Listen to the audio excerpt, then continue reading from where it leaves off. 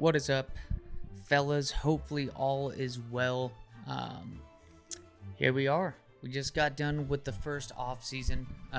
Really excited about what this looks like. Trying to, there's a lot that comes with getting a PC and what, right? And this is completely new to me, so I'm not going to tell you as some dude trying to give you advice on that. But I will say, definitely one big thing is to make sure when you are trying to record something like this or play a game like that for the smoothest, especially with the emulator. I mean, it looks really nice. I mean, this looks great. It's awesome. But also, too, remember that, with that comes great responsibility. And part of that is really making sure how your PC's handling this, the speed of it and everything. Make sure that you have stuff like Discord turned off on the task manager, like, Xbox. You got all that taken off the PC, so that way that's not running in the background. Just my quick thing. But hopefully all is well. Florida hangs on. Hangs 87. I was trying to figure that out right there, what game that they were referring to specifically for Florida, but they lost to Tennessee in that one. So I'm trying to look back at some of these ESPN articles, but we're 2-0. Yeah, a great start to the season. Defensively, I mean, like I told y'all, it's going to be kind of, obviously the team got better, so it's easier to play with them. This Coleman guy, though, so much better than what we had before. Again, just to me is that it's very nice in these old college games to have those dual threat quarterbacks.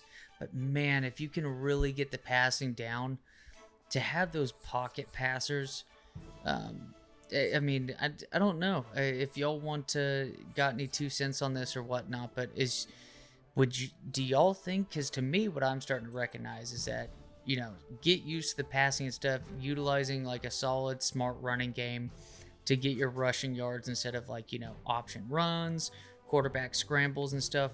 Because now you have a quarterback that throws the ball, very accurate, these pocket passers. I mean, hell, that's their advantage, is that they're supposed to be better passers than the scramblers and stuff. But maybe it might be more efficient to get these guys that are decent at passing the football, who are, just more talented heading in from high school at throwing the football, and maybe utilizing them in training camp with, increase their speed to where maybe they can get to that, high 70s, low 80s. And then by junior year, you have an absolute stud at quarterback. I don't know. Just something that I'm kind of thinking right here. But Florida loses to Tennessee. We'll touch base on what the previous video. I think we're going to be jumping to it. Let's look at coach options. We beat James Madison last time out. I can already see people hopping on South Harmon IT's bandwagon. That is not true. Let's be honest, that is entirely not true yet. But 2-0 is a nice little start. That job security, though, I mean, hey, when you had the season that we had the previous year, what do you expect? It's easily the worst team I've ever played with in this. But let's go back to the recruiting. Right here, we have a 4-star defensive end, homegrown too, in California area, or California. Again, it's like I told y'all, best way to attack this. Look at that. We looked at a couple of these players that we really want. Look at that. Poor. We're not going to deal with that. Poor discipline. We're not trying to go deeper into issues with recruiting. I mean, why do anything that's counterintuitive? Why recruit a player and waste time on him when he's just going to cost you recruits down the line? That's not how you're supposed to build anything. It's not how you build a program. And right here, he's top of the chain for us, but he had to go. Might be really good, but also too, he's not even going to play any games for us. Why even mess with that? And this cornerback right here. Do I eat it with Mr. McPherson? I guess I do, but I know. Sorry, I know it's don't do as I say, do as I do.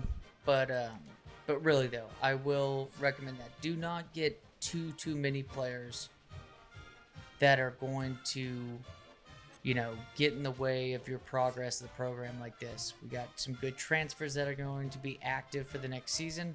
Unfortunately, that junior wide receiver, I think I did redshirt him. But hey, just quick, if y'all forgot, obviously they cannot play the first season that they transfer over. But also, too, though, if they already had a redshirt season under them, their transfer season is counting as a year of eligibility. So this is going to bite you in the ass if you have, if you want to try to build something like this. Again, like our recruits, it's a nice little addition for this team.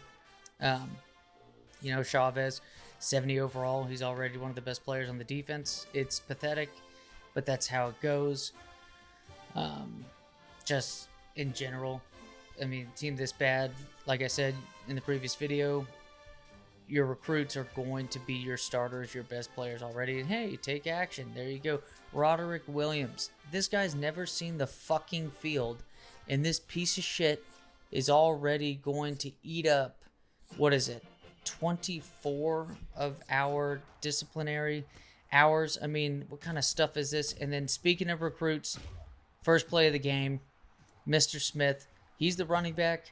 Usually I don't like to put my starter, William and Mary, for a couple geniuses, y'all need to actually use your heads and tackle him right there. But that's starting the game off. He gets a flag, so be it. I'd rather deal with that kind of lack of discipline than, costing us recruits down the line and, maybe nearly a half, a third to nearly a half of our disciplinary points into the season. Would you maybe think that would be the smart thing to do? What a pass right there, though. Nice play by Mr. Quarterback 10. Quarterback 10 will just like Brady Quinn's number at Notre Dame. Nice little pass right there. Maybe he gets drafted by the Cleveland Browns in the first round, souring Joe Thomas's pick earlier in the draft. But that's, but I digress. Nice. Whoa, Jesus Christ. Our man Coleman gets absolutely destroyed on this one. It's a tight one already. Touchdown each, blocked extra point. Again, one thing I'm just curious about is there any way to set this up to where your team's not unrealistically blocking an abnormal amount of field goals and extra points? I know it's nice when you really need it, but in all honesty, though, we're already at a huge advantage by just the 1 point, because if we just go, trading blows all game, then that team's eventually already disadvantaged to us because they miss an extra point.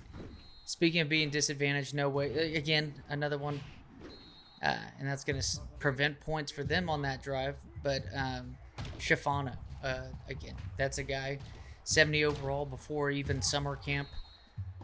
Guy's already the best player on our defense. Coleman with the throw out. That's going to just terrible choice on my part. Really, I think an underrated thing that I'm going to need to start doing. I mean, I've been playing this game since 2007, but even then, I haven't utilized this quarterback stick very often. Either take the sack, or part of that is taking a chance with that quarterback like highlight stick in the backfield. Might as well do that instead of, because I've thrown just too many of these type of interceptions before. But a sloppy game to start off. Special teams touchdown by Smith. That's nice for us. And William Mary just marches down the field. And speaking of beautiful halfback direct right up the middle, it's going to take it straight to the house. That's 2 total touchdowns down for Mr. Smith. So, hey, look at last name Harmon on South Harmon. Ooh. Nice. But touchdown's going to, not put us ahead, but it's actually going to make it 14-6. A lot of motivation now. I don't think their offense is doing all too well. I think their offensive line, I don't know, actually. What I noticed is that this offensive line did a decent job. It's just no one's getting open. I think we're doing a good job in coverage to where they're not able to dissect our coverage, especially that zone coverage. Oh, Smith again. Wow. Huge first half. I think some of this special teams, it's a nice addition that they did in this game, but sometimes it can come off as a little OP, just a little OP, whether or not it's the blocks or something like that. But big pass out to Mr. Williams. I love that wheel route to where you can kind of cut across, undercut the safety that's coming up top. I mean, especially when you have a coverage like that to where the cornerback's playing low in the middle. Mr. Harmon, he's a freshman actually. Freshman. He's all right. He's not that good, but let's be honest with y'all. He's already probably the most athletic guy on our team. Huge hit. I think that may have been Marshall on the. Is that Bonner again? Is that? Yes, it sure is. 3 sacks. I don't think any of those are user controlled either. We've just been really good about coverage leading to some of these sacks. But there you go. Defense has actually been a nice little. Again, it's just not a very good team. But there's at least a bright side to this season to start things out. Huge game for Mr. Smith at running back. Running back position is only going to get it easier to use. Only going to get it better. There you go. Pat that man square on the ass, Bartleby Jones. You're winning your first 2 games of the season. First 3 games of the season for South Harmon. Because I think once we start facing these conference guys, it's going to be very hit or miss to win these games. And we've got to keep this man's job. That job security is just not good, especially for a 3-0 start. That wasn't a good game by Coleman either. Wasn't a great game offensively, but defensively, completely stout after giving up that opening drive. I mean, what is that?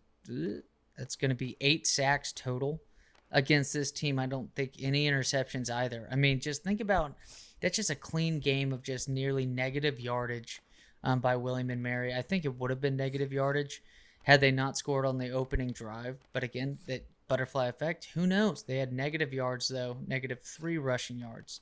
So 124 total yards in this game for William and Mary. We're going to take a look at the box score.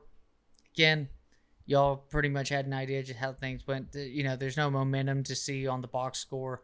Pretty much a full ride for South Harmon IT. So a solid win against a not very good team. Total offense, though. Neither team doing too well.